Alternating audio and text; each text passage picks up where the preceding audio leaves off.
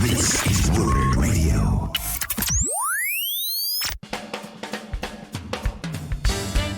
Well, Happy New Year and welcome back to Warbird Radio. Matt Jolly hanging out here with you. You can find all of our shows posted at warbirdradio.com and, of course, on social media and wherever you download podcasts. We're rebuilding the archive. As you know, we've been on since 2009.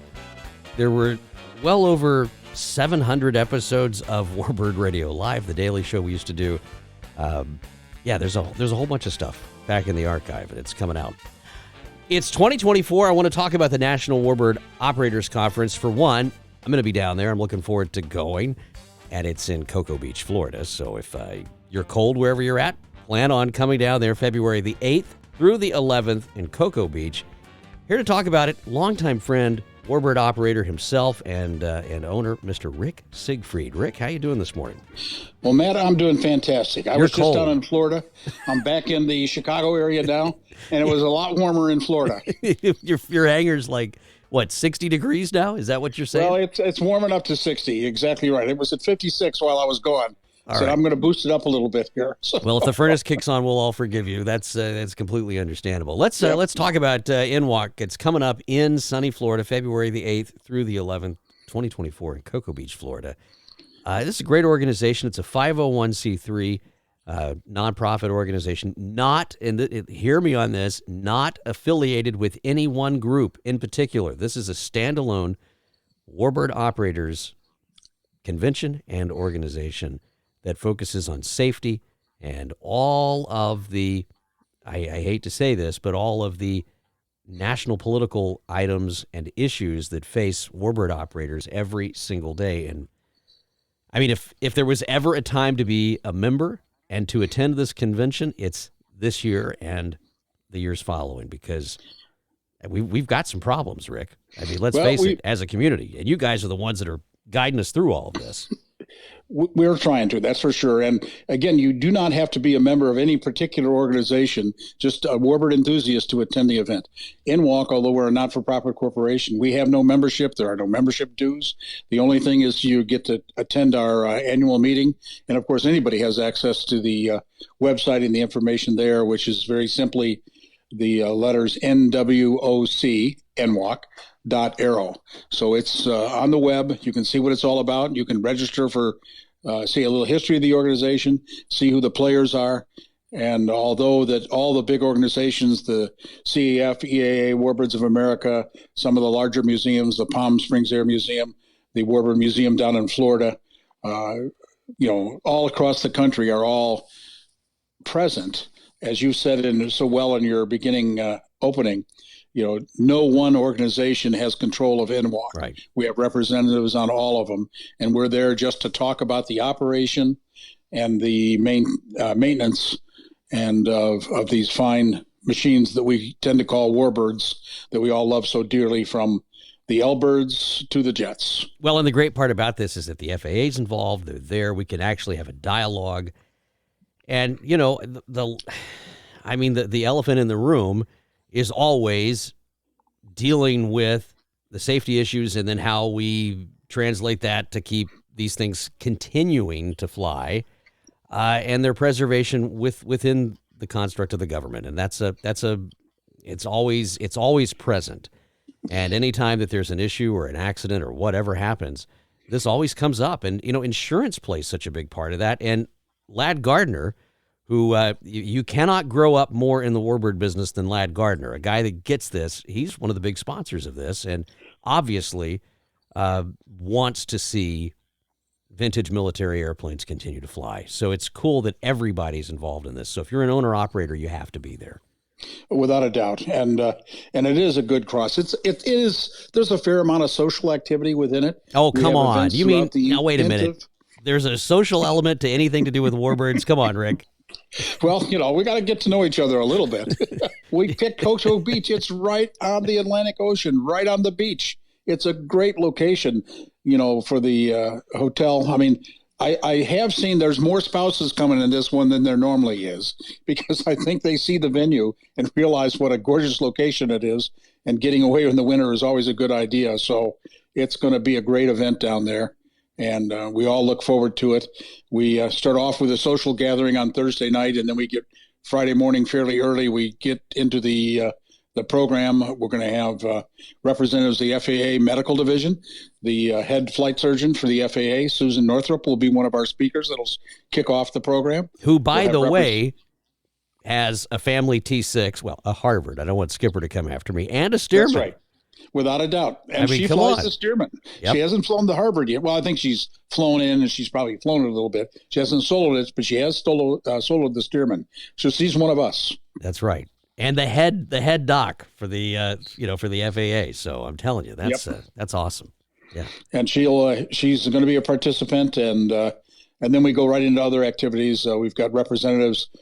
Sean Elliott will get us up to date on some fuel issues as well as current government issues that are in front of the EAA in general, as his role of Vice President of Government Relations with EAA, and of course EAA Warbirds of America.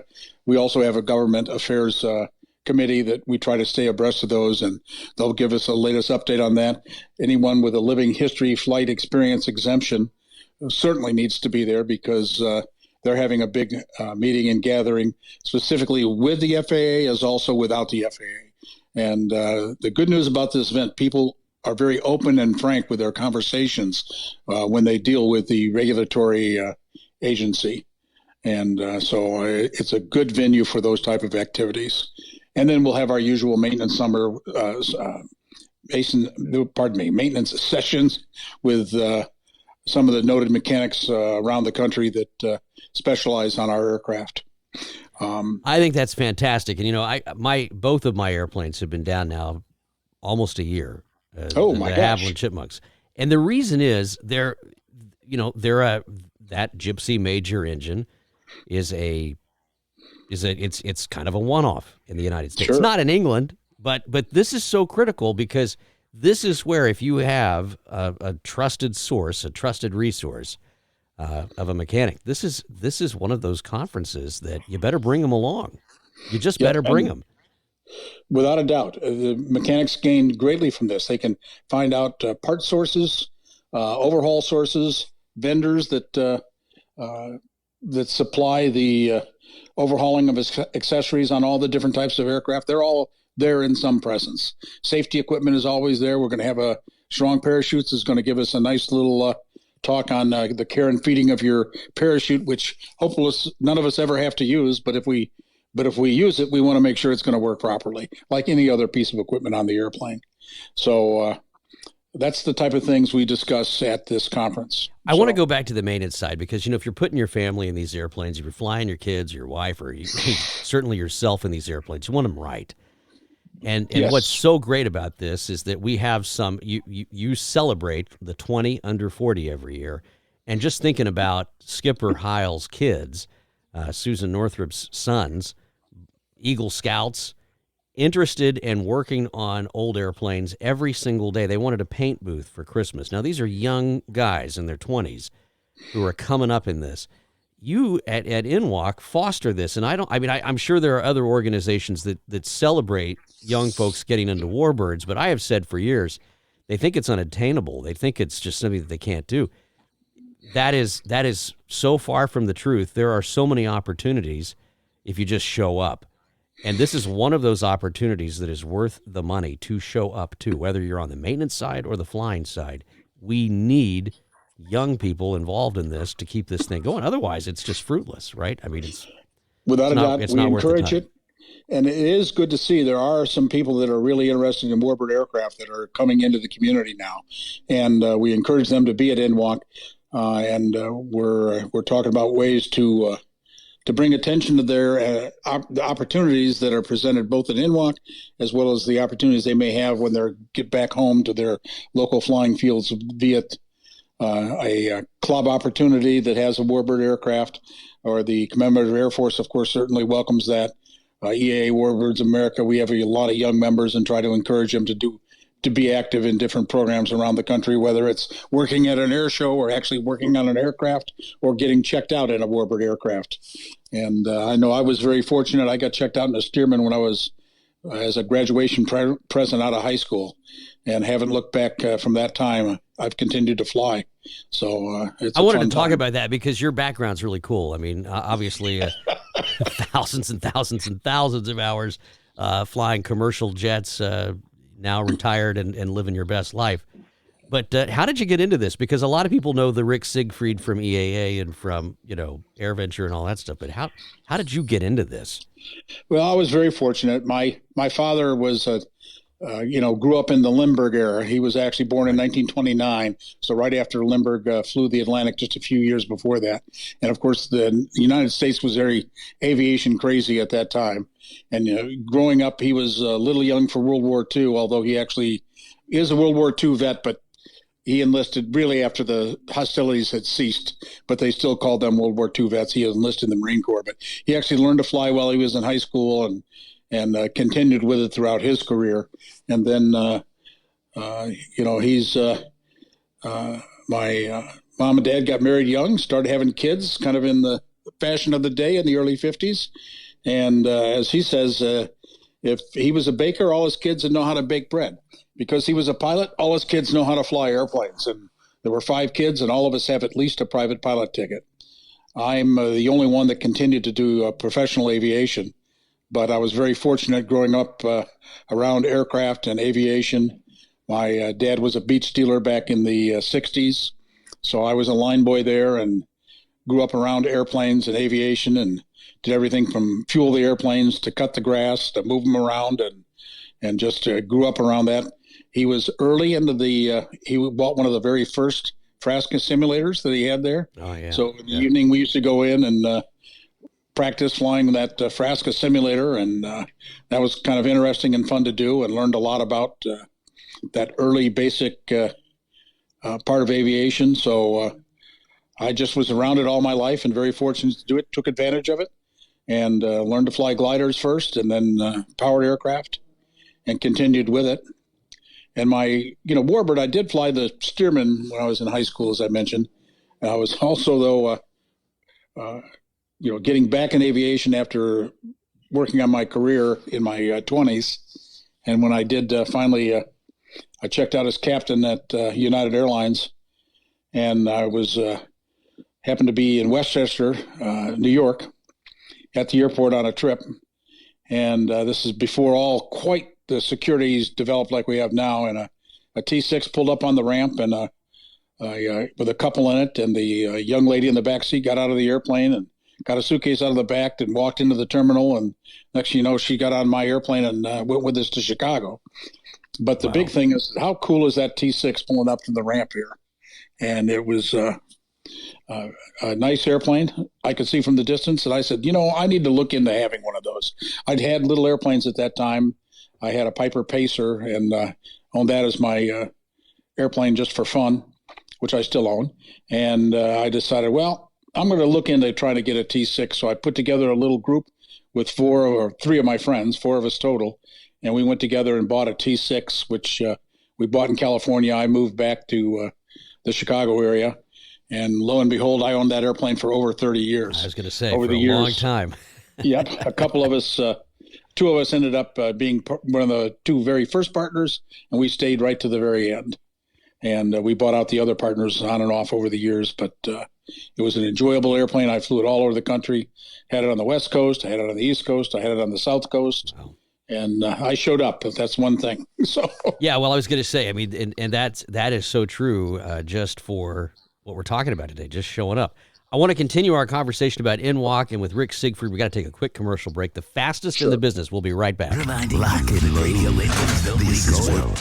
They just marked their territory. This is Warbird Radio. Tune in.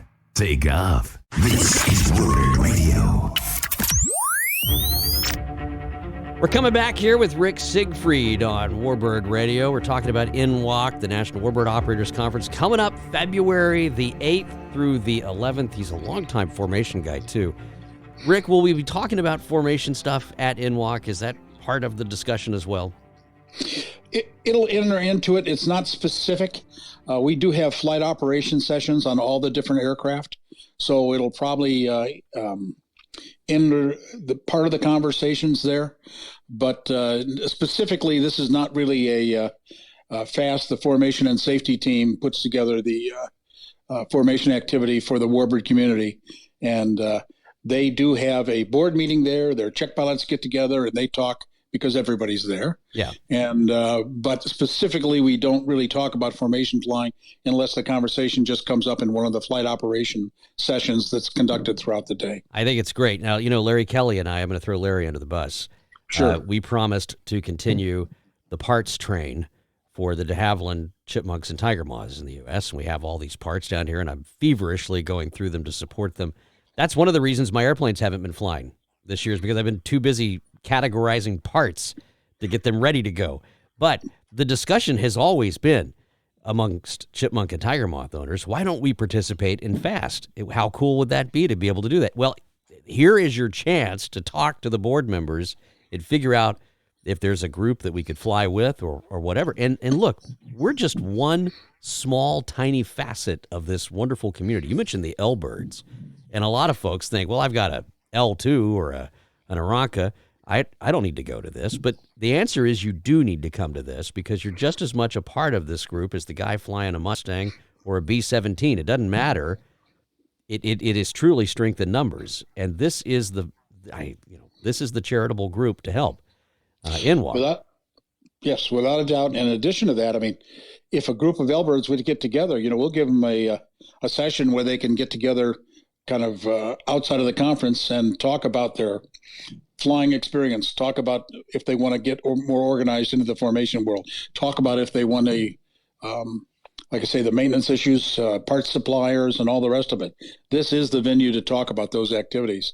We'll certainly carve out time if a bunch of L-birds will take place and show up. We always have a few L-bird members that were PT, primary trainer guys, that show up at the event. And so many of our pilots that own heavier iron also own the light aircraft also. So it's a little bit of everything. I was talking to Rob Ryder earlier this morning, and Rick Peterson, two of my air show announcer colleagues.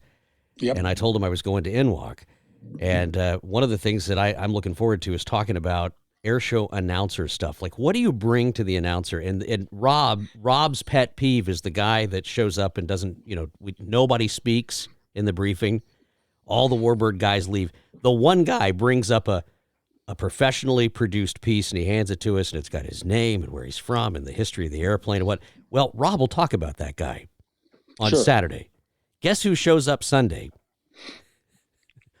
All of the guys show up on Sunday, and their wives have written out this stuff because they were not talked about. It's this. That's right. So, look, we're gonna get you over that. It's a two-way street. Don't be that Warbird operator. We're gonna figure all that out, and hopefully have some time to talk about some of this stuff, but and get you over the hump on that. It's and that's one of the greatest parts of owning a vintage military airplane, is sharing it. And as you said, you showed up. You just kept showing up with your T6, and you're doing that today.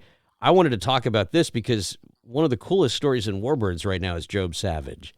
I mean, Tim's cool, but Job's the really cool story here. I mean, we all know Tim, but with Warbird Digest and everything that Tim has done in the Warbird industry, gosh, from rebuilding T6, I mean, just everything that guy's done. But Job, his son, Job has just, it's like he woke up one morning and said, "I'm ready." And he's just been running at it, and the friends that he's associating with and that he's bringing into this, it's exciting to see a young person so involved. We did that. I actually spent the last week. Tim, Job, and I went out to Denver to pick up a Beech 18, C-45 derivative. Okay, there you go. So there's a Warbird history. And we brought the Beech 18 from Colorado back to Florida via way of Indiana. And while we were in Florida, I just checked Job out in the Beech 18. So he's currently qualified in the Beech 18 and go out and fly it. I'll fly with him again the end of this month, but we're really looking forward to that. And what a remarkable airplane. So, and, Job stepped up and did it. And he's got his C-47 type rating, DC-3 type rating. He did that a month or so ago. So he's getting active. He flies T6s. He flies the L2. He's got a PT-26 that he's able to fly, so he's got a bunch of Warbirds, and of course the TPM Avenger. I was going to say the family truckster. Dad always said if we ever had a big Warbird, that would be the one. You could just take everybody in it, and off we'd go, and they're doing it. I think it's just great, and you're getting to fly a lot of that stuff still, so it's so cool. Yes, you're still nice. showing very up. Generous. So yep, so it's all good. I think it's great what's going on down there, and again, it's NWOC, the National Warbird Operators Conference, February the 8th through the 11th. You've not announced yet all of the speakers, but if folks want to go to NWOC.aero, so NWOC.aero, they can register for the conference in Coco Beach, again, Coco Beach, Florida. How's that going to be for the a few days? And come on down and have fun. You mentioned the social aspect. One of my favorite things about Rick Seigfried is it's a long day at AirVenture. You come back to the campground, and McCabe's out there, you're out there.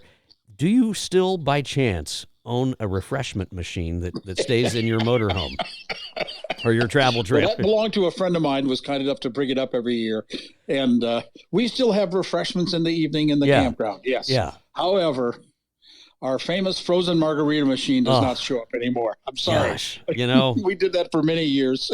That's just one of the greatest treats. I mean, it's the adult Slurpee. It's the best of the best. That is, boy, that sounds. And we really had good. both alcoholic and non-alcoholic versions of it. So you don't have to do that. But we used to have a slushy machine out in the campground, and that was a big hit. But it just the transportation of getting up and back with it every year. It just became cleaning and the maintenance.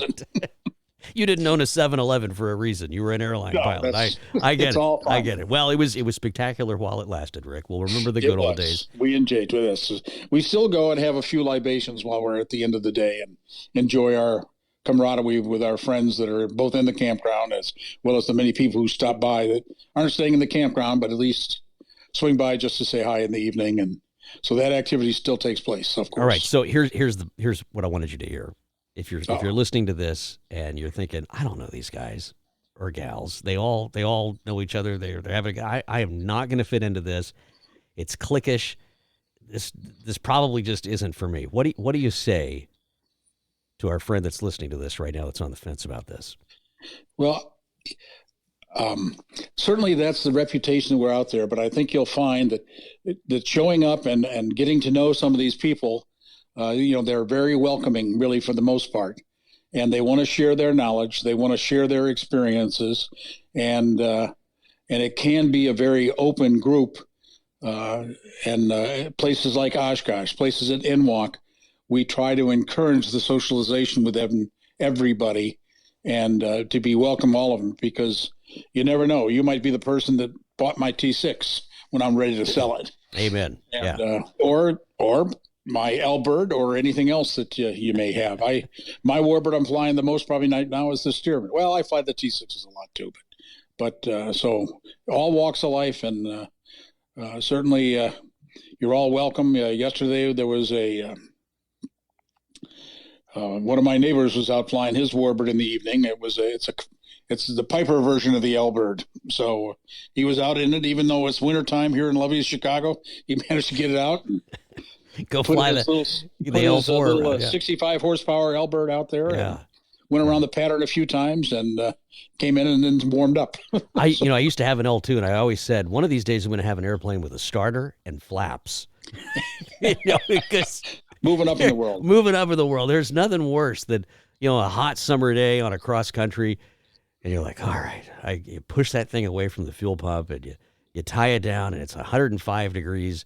And once you get the thing started, you got to crawl back into a greenhouse and go fly. I mean, it's exhausting, Rick. And it all happens at a snail's pace, right? Think how lucky you are to have had the opportunity to do that. I know. And Larry Kelly, Panchito, told me a long time ago. He said, Matt, you should never sell this airplane. And I said, why is that? And he goes, you're going to miss this airplane from the day you sell it till the day you die. And you know what? He's right. Yep. He's absolutely right. So don't worry what you've got. Show up and just check the ego, right? Check the ego. Everybody's got one, and with Warbird pilots, everybody's got one. But just show up and have a good time. But the most important thing is show up. February the 8th through the 11th at NWOC in Cocoa Beach, Florida. Rick Seigfried, thanks for coming on Warbird Radio. It was my pleasure. I hope that you have a big audience that hears all of this and you all show up at NWOC. There you go. All right, Rick. Thanks again for coming on, folks. Listen, we'll be back with, I think can we throw Ladd under the bus? We're going to try and get Ladd Gardner on? We're going to try to get Ladd Gardner. We're working on that right now. So hopefully he'll go up. I'm sure he'll be happy to talk to everyone as well. Well, I hope we can have Ladd. It's been years since Ladd's been on the show because he's kind of a recluse, you know? He kind of he's busy running his business. So I don't know. I think he's got people for that now. Well, that's probably true, but I'm trying to give the guy credit. What can I tell you? We'll see. All right, thanks, Rick. So hopefully Ladd Gardner's up next, and we will, of course, be cranking out a lot of shows in 2024. Check the archive out, though. There's some good stuff on there. I'm telling Roy Reed's story. You want a story about Pearl Harbor, go listen to that one. Great stuff at warbirdradio.com. Thanks again for being here. Sign up for the newsletter if you want to stay up to date. As soon as an episode publishes, you get an email, and it just goes out really great and fast. All right, we'll talk to you next week. So long for now, everybody.